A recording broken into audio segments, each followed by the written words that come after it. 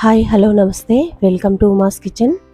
ఈరోజు ఎంతో సింపుల్గా టేస్టీగా చేసుకునే సొరకాయ కూరని ఎలా చేసుకోవాలో చూద్దాం. ఇక లేట్ చేయకుండా వీడియోలోకి వెళ్ళిపోదాం.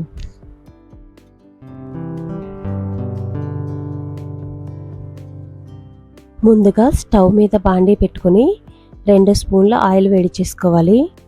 ఆయిల్ వేడైన తర్వాత ఎండుమిరపకాయ ముక్కలు, వెల్లుల్లి రెబ్బలు 4, 1/2 స్పూన్ జీలకర్ర, 1/2 స్పూన్ ఆవాలు, కొంచెం కరివేపాకు వేసుకొని తాలింపును వేయించుకోవాలి. ఇలా 1 నిమిషం తాలింపు వేగిన తర్వాత మన కారానికి సరిపడా పచ్చిమిరపకాయ ముక్కలు కట్ చేసుకొని వేసుకోవాలి.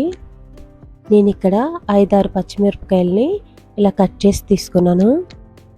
అర నిమిషం పాటు పచ్చిమిర్చి ముక్కలను వేయించుకున్న తర్వాత సన్నగా కట్ చేసుకున్న ఉల్లిపాయ ముక్కలు వేసుకోవాలి.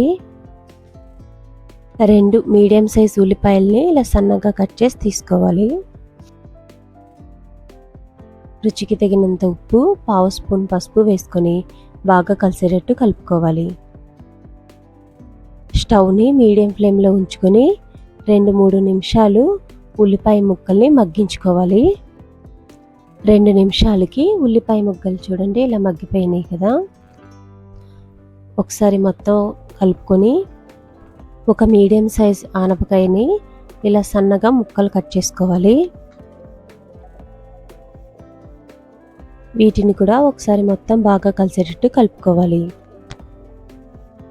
ఈ ఆనపకాయ ముక్కల్ని కూడా 2-3 నిమిషాలు మీడియం ఫ్లేమ్లో మగ్గించుకోవాలి.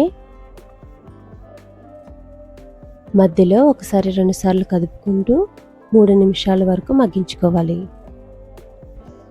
ఇలా 3 నిమిషాల తర్వాత ఆనపకాయ ముక్కలు చూడండి ఇలా సాఫ్ట్గా అవ్వాలి. ఇలా ఒకసారి మొత్తం బాగా కలుపుకొని 1 కప్పు వరకు వాటర్ వేసుకోవాలి. ఇలా వాటర్ వేసిన తర్వాత మొత్తం ఒకసారి బాగా కలుపుకోవాలి. ఇలా వాటర్ వేసిన తర్వాత స్టవ్ని హై ఫ్లేమ్లో ఉంచుకొని ఇలా ముక్కలు ఉడుకుతున్నప్పుడు మొత్తం ఒకసారి కలుపుకోవాలి. ఆనపకాయ ముక్క ఇలా ఉడికి సాఫ్ట్గా అయ్యే వరకు ఉడికించుకుంటే సరిపోతుంది. 5-6 నిమిషాల్లో మనకి ఈ విధంగా ఉడికిపోతుంది. ఇప్పుడు 1/2 స్పూన్ కారం, 1 స్పూన్ ధనియాల పొడి వేసుకొని మొత్తం బాగా కలిసేటట్టు కలుపుకోవాలి.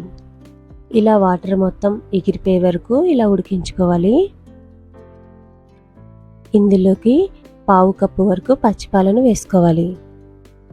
ఇలా వేసిన తర్వాత స్టవ్ని హై ఫ్లేమ్లో ఉంచుకొని కర్రీ అడుగంటకుండా ఇలా కదుపుకుంటూ ఉండాలి. పాలు మొత్తం ఎగిరిపోయిన తర్వాత సన్నగా కట్ చేసుకున్న కొత్తిమీరని వేసుకోండి. ఇలా చివర్లో కొంచెం పాలు వేస్తే కర్రీకి మంచి టేస్ట్ వస్తుందండి. అంతేనండి, ఎంతో టేస్టీగా ఉండే ఆనపకాయ కర్రీ రెడీ అయిపోయింది. ఈ వీడియో నచ్చినట్టయితే లైక్ చేయండి. మరిన్ని ఇలాంటి వీడియోస్ కోసం ఉమాస్ కిచెన్ ఛానల్ని సబ్స్క్రైబ్ చేసుకోండి. Thank you.